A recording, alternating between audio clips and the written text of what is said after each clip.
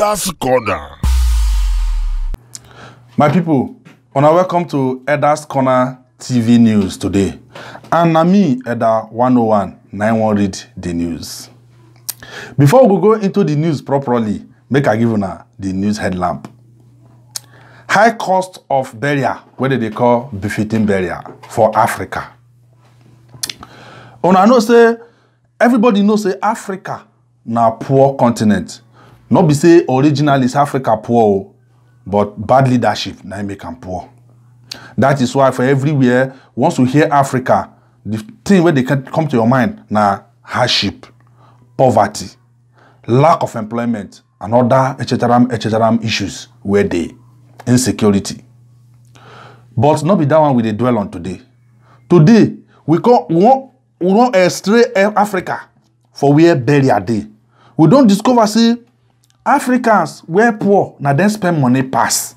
The thing they give us some kind thoughts. Now we say we address the matter. Now, if you see African burial, compare am with Oyibo burial, may I tell you now the difference. For Oyibo burial, one very rich Oyibo man go die. They will come and now say the person don't die you na so day they won't bury him. That day, now only 70 people you fit see for there. The 70 people they will go gather for cemetery. As the family members can go mortuary, go carry and come, the friends and well-wishers go they wait for cemetery. They know they pass 70 or 65. As they come from mortuary, no convoy, no trailer, no 40 cars that they follow. They just drive their family car, same enter inside cemetery, and they don't dig the grave. As they just enter, they'll come carry and put inside grave. You know go hear person they cry you because all of them wear gogo. You don't know who they cry. As they put them inside grave, they go cover them. The next thing you go see, all of them will go back inside their car. What do they go bring? Flower.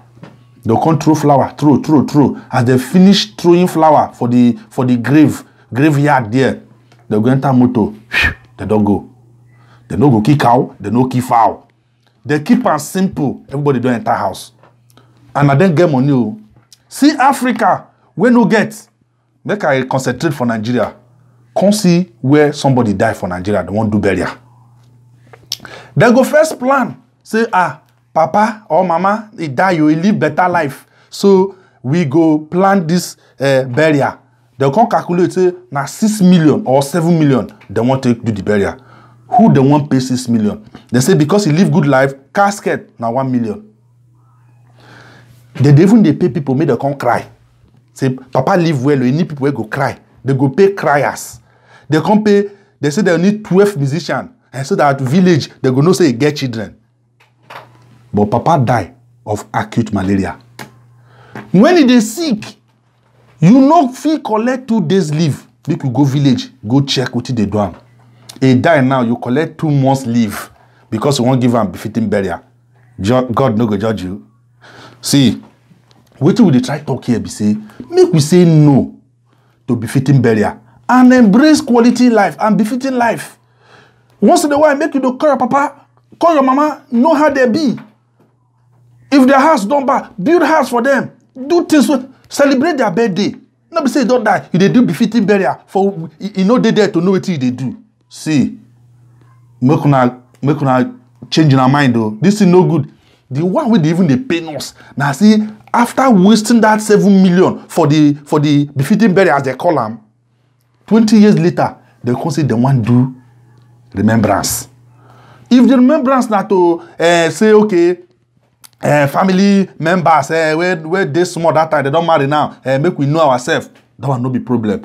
They go see come back, calculate another 7 million for remembrance.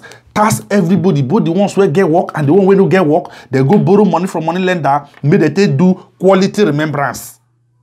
Hey, when we forget all this thing wrong, they go even go TV. That one they bust our head. I'm not talking English. They go TV station, come go write episode, come say, Baba, since you died 20 years ago, you see there our mind. Hey. He been done married, but he never born since. Now his husband Poshwan. Nnamdi, he gain admission. He did final year now. He go soon graduate. Uju don't born no, he born boy, but he die, come born another girl. You go just talk all those things for TV station. Where you know say TV advert they cost where? I beg. For where your papa dey, for heaven or for hell, Wi-Fi dey there. Tell me now, this is you that announce now for a year. TV dey there. We just dey waste money, we don't know. See, make I tell you now. All these things where we dey do, this money where you dey waste, neighbors dey where hunger dey blast. The school, the primary school your papa attend, roof no dey again. Why you no collect that money as you to get to? Tell principal say, I want renovate this school. You build new block. Come write in memory of your father. Then principal go allow you write am. See, if your papa really dey hear or they see for where he dey, if you see that one, he go dey very happy. Even the children, they go dey so happy. Guess what? God go even happy with you. But this money wey dey throw away for in the name of burial and remembrance where nobody they benefit from, God no dey happy. See, this topic na long topic, part 2 go come aside. But for now, I go end on there because the thing it depend on us. Now we can say make we quick talk am. I know say if you see, you no talk, it dey kill elders. But if you talk with you no see, it dey kill children. Make we go ahead that dictionary before we go come off for here. A dead man no go ever appreciate the investment you do for a burial. If you get sense and you're smart, you go know the meaning of this thing now where I just talk. My people, make una follow us for our social media, our Instagram, Facebook fan page. Wanna subscribe for our YouTube channel. If you subscribe, finish, press that bell so that when we post new news, now you go be the first person to see them.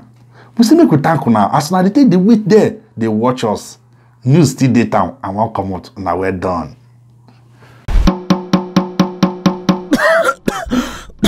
Elders Corner.